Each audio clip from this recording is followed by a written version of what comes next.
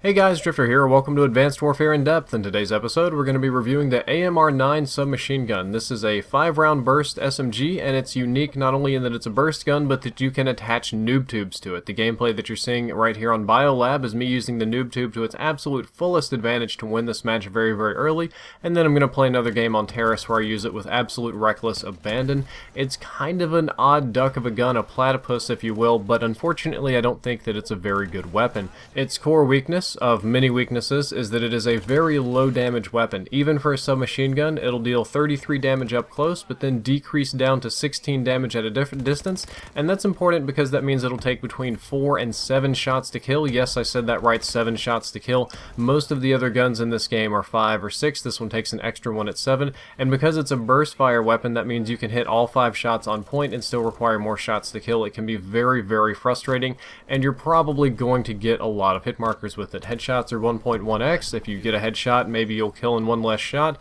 but oftentimes if you're getting headshots, you're going to miss with the rest of the burst, which isn't very fun. The 4-shot range mathematically came out to 17 meters. My experience says that this range, which is the 5-shot kill range, is not 17 meters. That's how it came out testing, or that's how I thought it was going to be. I had to actually scoot up just a little bit closer here, and this is the 5-shot kill range of the gun. Not very impressive, unfortunately, and that's if you hit your whole burst.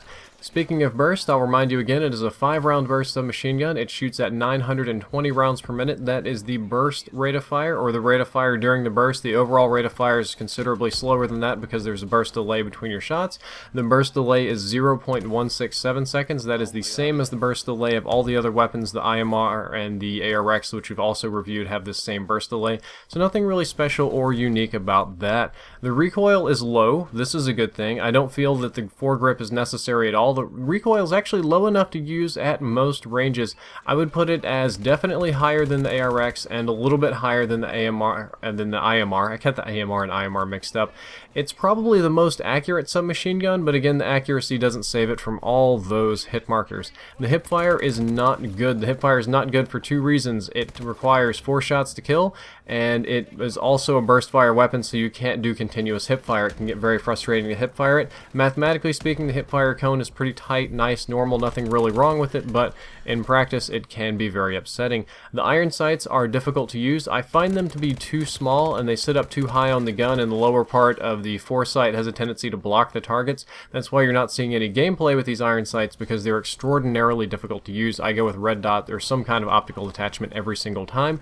Reload is a little bit on the slower side, with 1.4 seconds to reload the magazine and 0.8 seconds if you do a fast reload and toss your magazine. But considering how many bullets you're going to have to put into your targets to kill them, I would highly recommend against this because you'll run out of ammo really fast.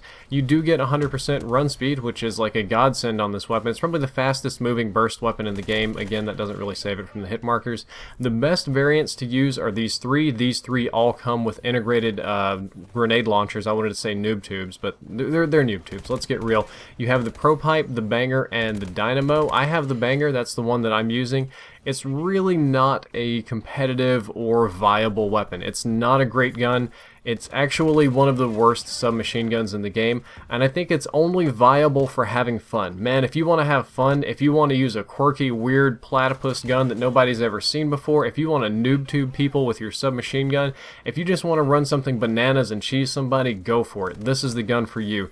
If you really want to win your match, if you're playing game battles, if you want to guard a hill, flag, and objective, if you just want to slay people in Team Slayer, this is not going to be the gun for you. You're going to find it very, very frustrating to use, probably even more so than I did, because I do this a lot. I use all the guns. I'm really patient with the guns. If you do choose to use the AMR9, it is best with this setup. Definitely one of those variants that have a noob tube already attached to it. Hopefully you have one.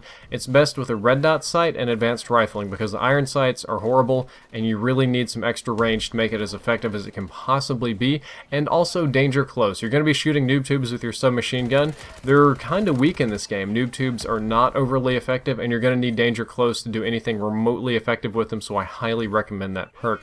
That's all for this in-depth episode. I hope you enjoyed it and that you learned something useful. If you did, don't forget to like, favorite, and subscribe. The previous episode was going to be on rapid fire, and the next episode is going to be on the SAC-3 Akimbo SMG, which is one of my favorites in the game, and I'll show you why that is a very viable and good weapon.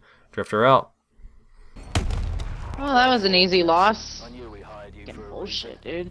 hate these fucking mid-fucking spawn games. That's why I can't stand pubs. They're just garbage.